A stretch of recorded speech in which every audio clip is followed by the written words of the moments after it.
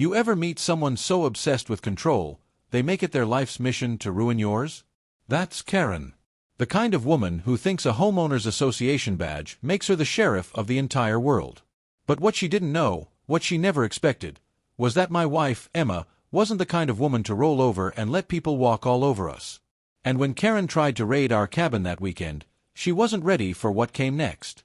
Because you don't mess with my wife, not in her own home. It all started when Emma and I decided to spend a quiet weekend up at our family cabin, away from the chaos of the city. This cabin had been in my family for 3 generations, nestled deep in the woods, miles away from the uptight neighborhood we lived in most of the year. No strict lawn regulations, no endless HOA letters about the shade of your paint, no Karen breathing down our necks about whether or not our garbage cans were aesthetically pleasing. Just peace, quiet, and the smell of pine trees. That's what we were after. But of course, Karen had other plans. The first sign of trouble came on Friday afternoon. Emma and I had just unloaded our stuff, groceries, blankets, a bottle of wine we'd been saving for months. I was stacking firewood out back when I heard the crunch of tires on the gravel driveway. At first, I thought it might be a lost tourist. Hardly anyone came out this far unless they had a reason to. But when I walked around the front of the cabin, I saw her. Karen. In her shiny black SUV, the HOA logo plastered on the side like she was some sort of government official. Emma stepped out onto the porch, arms crossed, one eyebrow raised. She already looked annoyed, and trust me, when Emma gives you that look, you know you're about to have a bad day. Karen rolled down her window and gave us that tight, fake smile she always used when she was about to ruin someone's afternoon. "Oh, hello there," she said, like she wasn't surprised to see us, even though she had no business being here. "I just wanted to drop by and check on a few things." I frowned. Check on a few things? This isn't even HOA property, Karen. She waved dismissively. Technically, the HOA extends to certain recreational areas, and there have been reports. People saying this cabin isn't up to code. Safety violations, trash left out, possible wildlife attraction issues. I almost laughed. Wildlife attraction issues? We were in the woods. Of course there were wild animals. Emma didn't laugh, though. She stepped off the porch and walked right up to Karen's car window. "Karen," she said flatly, "this cabin is private property. It's been in our family for decades. You have no jurisdiction here." Karen gave her a sweet, condescending smile. "Oh, Emma, I know you don't understand how these things work, but rules are rules. I just need to take a quick look around, maybe inside, just to make sure everything's compliant." I swear I felt my blood pressure spike. She actually thought she could come inside our cabin. "No," I said firmly, stepping closer. "You're not coming in. Turn your car around and go home." Karen's smile faltered for a second, but she quickly recovered. "I can always get a formal inspection order, you know. It would be much easier if you just cooperated." And that's when Emma, God bless her, smiled. Not the polite kind of smile, not even the sarcastic kind. It was that dangerous smile she only gets when she's about to teach someone a very valuable lesson. "Okay," Emma said, voice as smooth as honey. "You want to inspect? Fine. But if you step 1 foot on this property, Karen, you're trespassing. And unlike in our little suburban neighborhood, out here, we take trespassing very seriously." Karen blinked, clearly not expecting Emma to push back. I could see Karen debating whether to press her luck. But finally, she huffed, rolled up her window, and backed her SUV out of the driveway. "This isn't over," she called as she drove off. Emma watched her go, arms still crossed. "She's going to be back," she said. "Yeah," I agreed, already feeling that tension in my gut. "But next time, we'll be ready." And oh, we were ready. The next morning started off peaceful enough. Birds chirping, sun filtering through the trees. Emma was making coffee while I chopped some wood for the fireplace. But around 9, we heard it, the sound of multiple cars coming up the gravel road. Not just one. Multiple. Emma stepped onto the porch, mug in hand, and cursed under her breath. Karen was back. And this time, she brought reinforcements.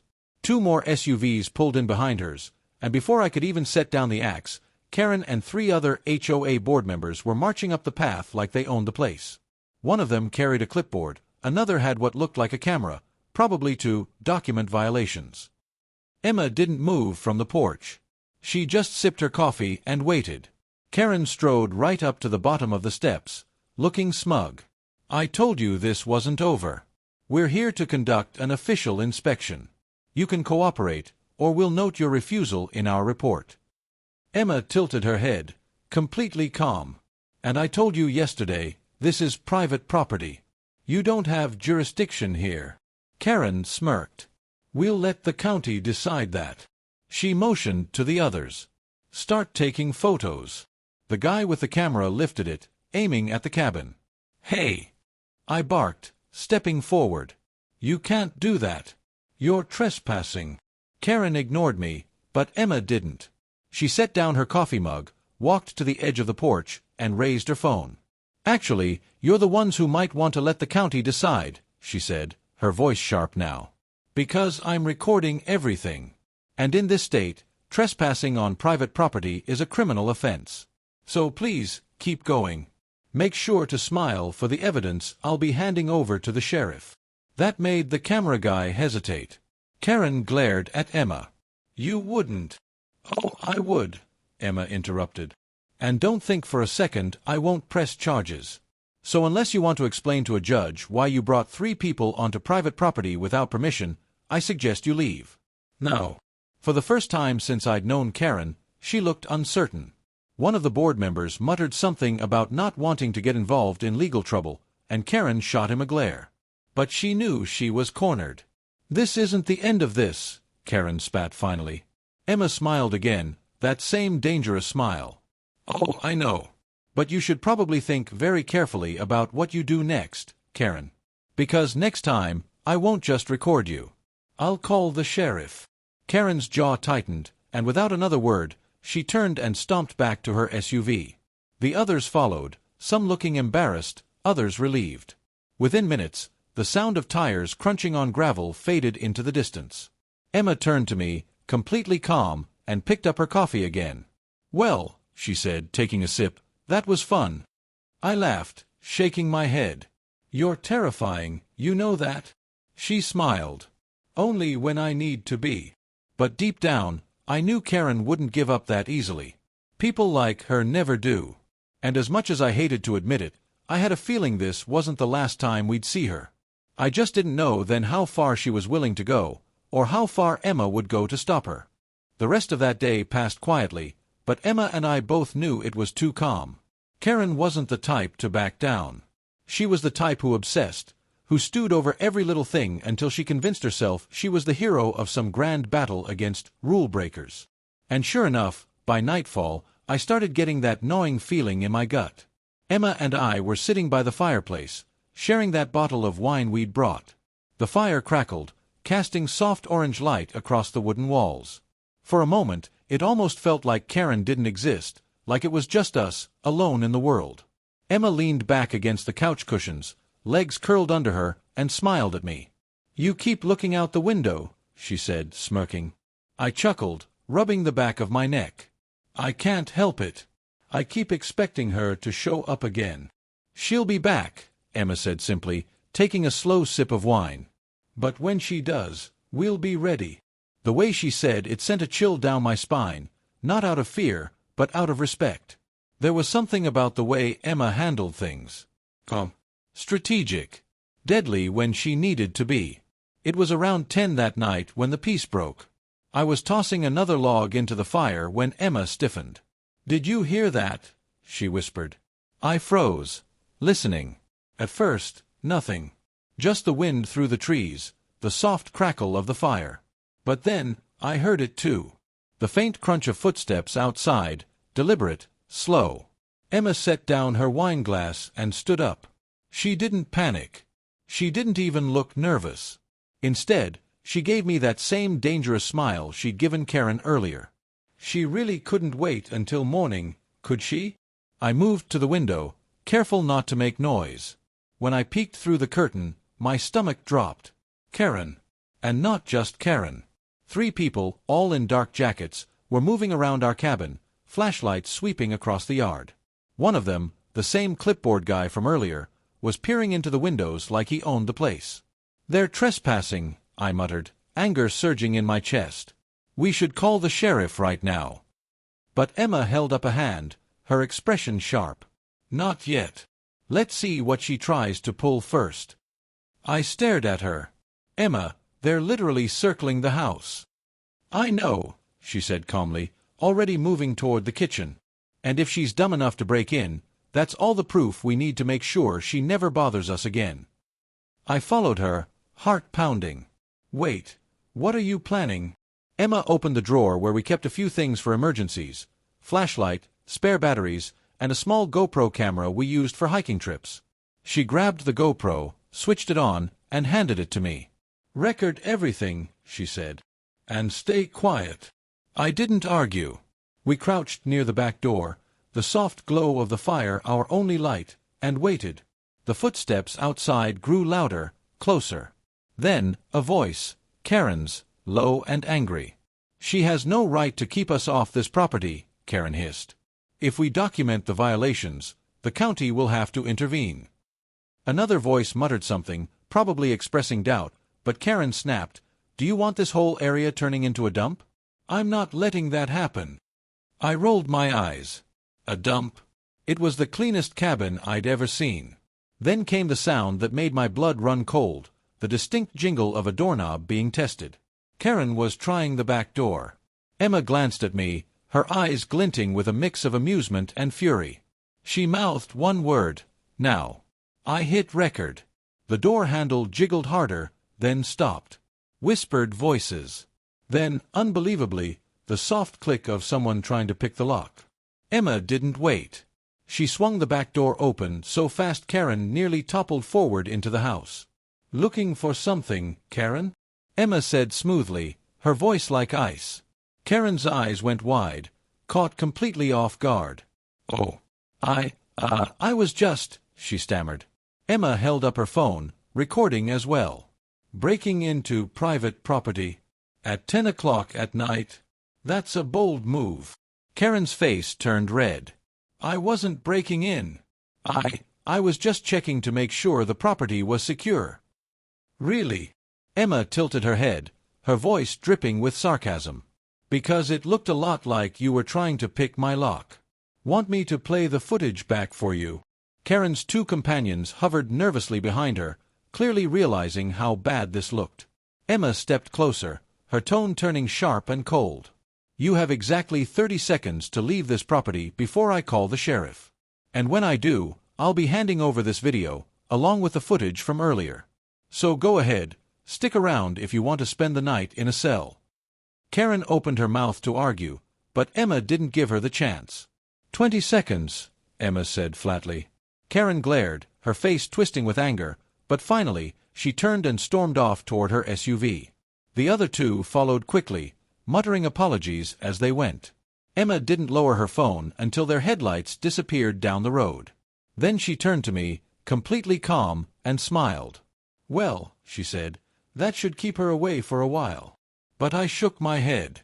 "Emma, you really think she's going to stop after this?" Emma paused, considering. Then that dangerous smile returned. "No, she won't. People like Karen don't know when to quit." And as it turned out, Emma was right. Because the next morning, Karen came back one last time. But this time, she didn't just try to sneak around. This time, she came with a plan.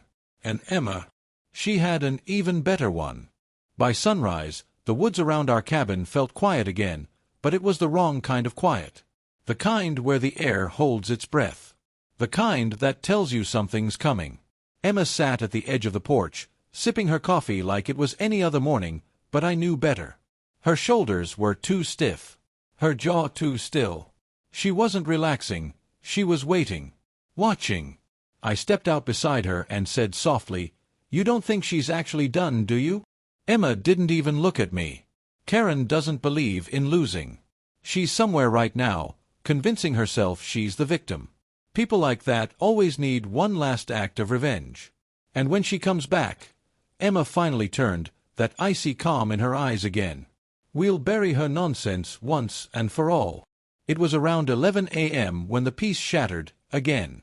Not tires crunching on gravel this time. No, this time it was louder. It was a caravan. A full-blown convoy. 2 black SUVs, a pickup truck with something large covered in a tarp, and, get this, a man in a high-visibility vest stepping out like he was here to run a military op. Emma didn't even blink. She stood, calmly dusted her jeans, and said, "Showtime." I joined her at the porch railing just as Karen marched up the path. Clipboard in one hand, sunglasses on, and the self-righteous smirk of a woman who'd convinced herself she was doing God's work. Behind her stood the man in the vest, county code enforcement, apparently, and 2 more HOA board members flanking her like backup dancers. And from the truck, a portable inspection station. I couldn't make this up if I tried. Karen spread her arms wide like a magician presenting her final act. This is your last chance to cooperate. I've brought county inspection, I've filed an emergency health concern, and I have legal grounds to forcibly enter and inspect the premises. Emma stared at her. You filed an emergency health concern. Based on what? Your feelings. Karen ignored the question, instead motioning to the man in the vest. This is Officer Dale from County Code Enforcement. He has full authority to inspect any unsafe structure reported within district bounds. The man stepped forward, looking a little unsure. Ma'am, we received a call regarding a potential hazardous waste issue on the property. Emma's laugh cut him off. Cool. Dry. Deadly. Hazardous waste. What, do you think we're brewing moonshine in the basement? Dale held up his hands. I'm just here to verify. If everything checks out, I'll be gone in 5 minutes. Karen grinned like she'd already won. You see, this is what happens when you ignore the rules, Emma. Now move aside. But Emma didn't move. She reached into her jacket pocket, calmly pulled out her phone, and pressed play. From the small speaker came Karen's voice, clear as day, from the night before. She has no right to keep us off this property. Emma let the full exchange play out, including the sound of Karen attempting to pick the lock. Dale's expression changed immediately. Wait, is that from here? Emma nodded. Recorded last night. Trespassing. Attempted unlawful entry. And all of it's already been emailed to the sheriff's office. Time-stamped. GPS logged. Karen's smug expression faltered fast. That's out of context. Emma stepped down from the porch, phone still in hand. You know what else is interesting, she said, locking eyes with Dale. I pulled the deed this morning. This cabin sits outside the HOA boundary line. Always has. My husband's grandfather had it written into the original charter. Which means, she turned to Karen with venom in her voice, you have exactly 0 jurisdiction here. Dale scratched the back of his head. If that's true, then, yeah, this isn't HOA territory. Emma pulled out a second printed document, the deed. County registered. Signed, sealed, and notarized. You came out here on a false report, because this woman has a personal vendetta. Karen looked like a balloon slowly deflating. This is insane, she spat. She's manipulating the system. She's lying. Emma stepped in, voice low and cutting. Do you know what's actually insane? Wasting county resources to stage a fake health emergency. Bringing unauthorized individuals onto private land. Filing false reports. She tilted her head. You've overreached, Karen. And now, you're going to pay for it. Dale backed off. Look, I didn't sign up for this drama. If this isn't within HOA bounds, I've got no reason to be here. Karen spun on him. You can't leave. She's hiding something. Look at the drainage line, the firewood, it's stacked too close to the house. That's a violation. But no one was listening to her anymore. The other board members were slowly stepping away, realizing the ship was sinking fast. Emma turned to them and smiled sweetly. You might want to distance yourselves now, before she drags you down with her. Karen exploded. You think you've won? This is harassment. I'll sue you. I'll have your cabin condemned. Emma didn't flinch. She pulled one final item from her pocket, a folded letter with the sheriff's department seal. "Actually," she said, unfolding it, "this is an official trespass notice filed this morning. Effective immediately.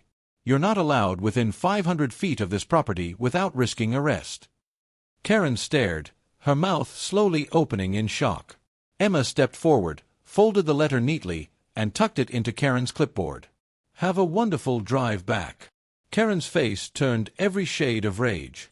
But for the first time in all the chaos, she didn't say a word. She just turned, stormed back to her SUV, and peeled out of the driveway like a bat out of hell. We stood there in silence for a long minute. And then, finally, I said what we were both thinking. "You actually ended her." Emma smiled without looking back. "No one raids my house." Later that evening, as the sunset bled across the treetops, we sat on the porch in complete silence. The wine bottle was empty. The air felt lighter. The war was over. Karen never came back. Word spread quickly through the neighborhood after that. HOA meetings suddenly got a lot quieter. Karen quietly stepped down from the board, for health reasons. No one asked questions. But people asked us questions. And every time someone leaned in and said, "What really happened up at the cabin?" Emma would just smile and say, "Let's just say she knocked on the wrong door." So here's what I learned. Some people think power comes from a title, from a clipboard, from rules printed in a handbook. But real power, that comes from knowing your rights, knowing the line, and what to do when someone crosses it. And if you're lucky enough to have someone like Emma in your corner, then God help anyone who comes knocking.